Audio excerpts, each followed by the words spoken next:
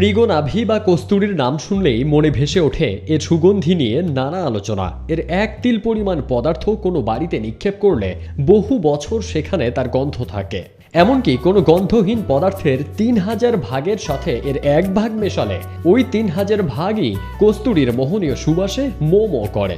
ইতিহাস বলে হরিণের নাভি থেকে তৈরি কস্তুরী ব্যবহার করলে তার গন্ধে রাজরাজরারা অন্দরমহলে রানীর কাছে বারবার ছুটে আসতেন। কিভাবে তৈরি হয় কস্তুরী? ঝাঁঝালো, উষ্ণ এবং তীব্র সুগন্ধিযুক্ত এক বিশেষ ধরনের জৈব পদার্থ এই প্রাণীজ সুগন্ধি কস্তুরী সংগ্রহ করা হয় হরিণের নাভি থেকে। নিরিবিলি বাস করা এই মৃগ বা বিশেষ প্রজাতির লাজুক স্বভাবের পুরুষ হরিণের নাভিতে এক ধরনের কোষ জন্মায়। কস্তুরী মৃগের ওপরের মাড়ি থেকে হাতির দাঁতের মতো দুটি ছোট আকারের দাঁত বের হয়। এটি দেখেই কস্তুরী মৃগ শনাক্ত করা হয়। হরিণের 10 বছর বয়সে এই সুগন্ধি কোষ পরিপক্ক হলে কোষ বা গ্রন্থি থেকে মাথা খারাপ করা সুঘ্রাণ বের হয়।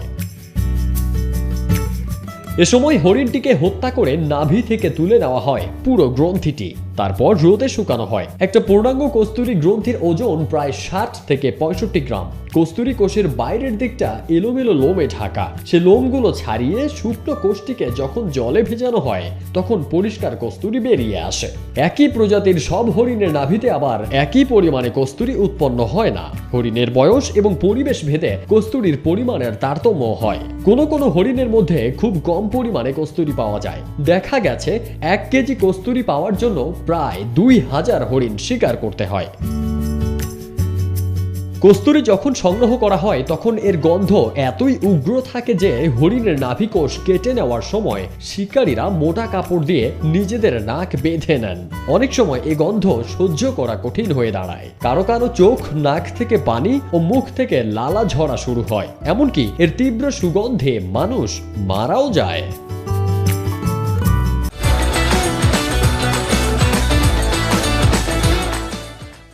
হিমালয় পর্বতমালার উচ্চ পার্বত্যাঞ্চলে উৎকৃষ্ট কস্তুরী মৃগ পাওয়া যায়। ওই অঞ্চলে ছাগলের চেয়ে বড় নয় কিন্তু দেখতে অত্যন্ত সুন্দর এক প্রকার ছোট আকারের হরিণ আছে।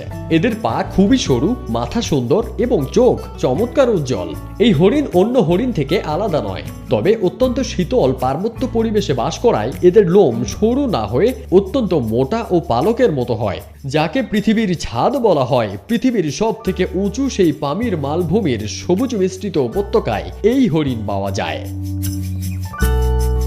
মজার ব্যাপার হলো যে হরিণের নাভিতে এটি জন্মায় সে নিজেই বুঝতে পারে না। তার নাকে যখন এই সুগন্ধ এসে লাগে তখন সে পাগলের মতো ছুটতে থাকে এই সুঘ্রাণের উৎসের সন্ধানে, অথচ সে বুঝতে পারে না যে সুঘ্রাণ ছড়িয়ে পড়ছে নিজের দেহ থেকেই।